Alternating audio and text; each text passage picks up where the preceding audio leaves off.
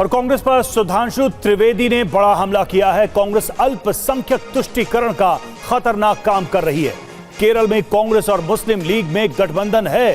कांग्रेस की मानसिकता बंटवारे के लिए जिम्मेदार ये आरोप है सुधांशु त्रिवेदी।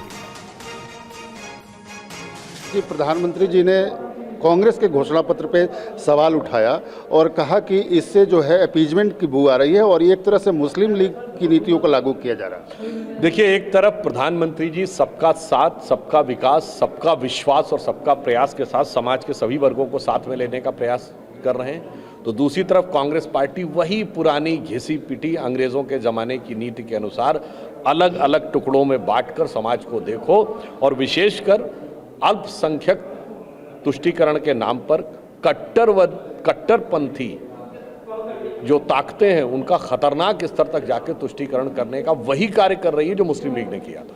मैं उदाहरण के साथ बोलना चाहता हूं। बहुत से लोगों को लगता है कि मुस्लिम लीग का मुद्दा तो पुराना है, इसका आज क्या कॉन्टेक्स्ट है, तो मैं बताना चाहता हूं कि कांग्रेस पार्टी का आज भी मुस्लिम लीग के साथ गठबंधन है केरल में।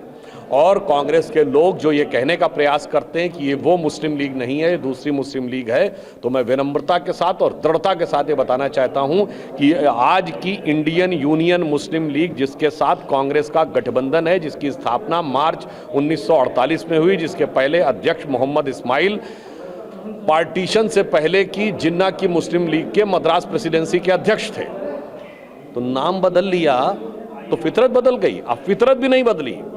इन्हीं मुस्लिम लीग के सदस्यों ने संविधान सभा में मुसलमानों के लिए अलग स्थान, मुसलमानों के लिए अलग नियम, मुसलमानों के लिए अलग निर्वाचन क्षेत्र की मांग की और इस मांग को खारिज करते हुए सरदार पटेल ने पूरी दृढ़ता के साथ उन्हें लगभग झाड़ लगाते हुए ये बात कही थी। 28 अगस्त 1947 की संविधान सभा की प्रोसीडिंग में कोई जाके पढ़ ले, उन्होंने कहा, जब उस समय मुस्लिम लीग के एक सदस्य, शायद उनका नाम सिराजुद्दीन मोहम्मद था, जिन्होंने कहा कि हम छोटे भाई हैं, आप बड़े भाई हैं, अगर आप हमें अलग पहचान और अलग चुनाव लड़ने की व्यवस्था कर देंगे तो अच्छा रहेगा।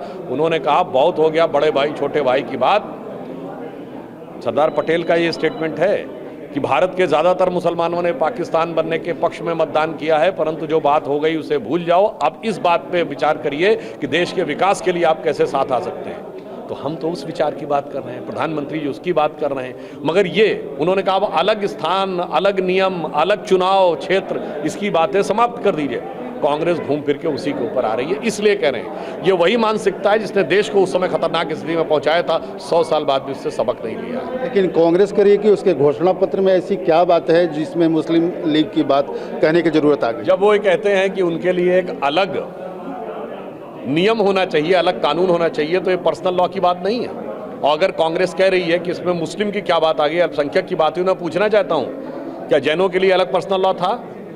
सिखों के लिए अलग पर्सनल लॉ आनंद मैरिज एक्ट 2013 में बना है। 67 साल तक सिखों के लिए भी नहीं था, बौद्ध के लिए भी नहीं था, तो साफ बोलिए ना, एक ही के लिए था। और कांग्रेस अल्पसंख्यक शब्द की आड़ में छुपने का प्रयास नहीं कर सकती। क्या कांग्रेस बता सकती है उसने अल्पसंख्यक आयोग का अध्यक्ष किसी गैर मुस्लिम को बनाया कभी? अपनी पार्टी के अल्पसंख्यक सेल का या विभाग का अध्यक्ष कभी किसी गैर मुस्लिम को बनाया? हमने बनाया है। उन्होंने किसी सिख को बनाया? हमने बनाया। अटल जी की सरकार के समय में सरदार त्रिलोचन सिंह थे, उन्होंने कभी किसी ईसाई को बनाया? हमने उत्तर प्रदेश में माइनॉरिटी कमीशन का चेयरमैन ईसाई को बनाया। हम सबको, हमने जैन को भी बनाया है अपनी पार्टी के माइनॉरिटी सेल में एक दौर में।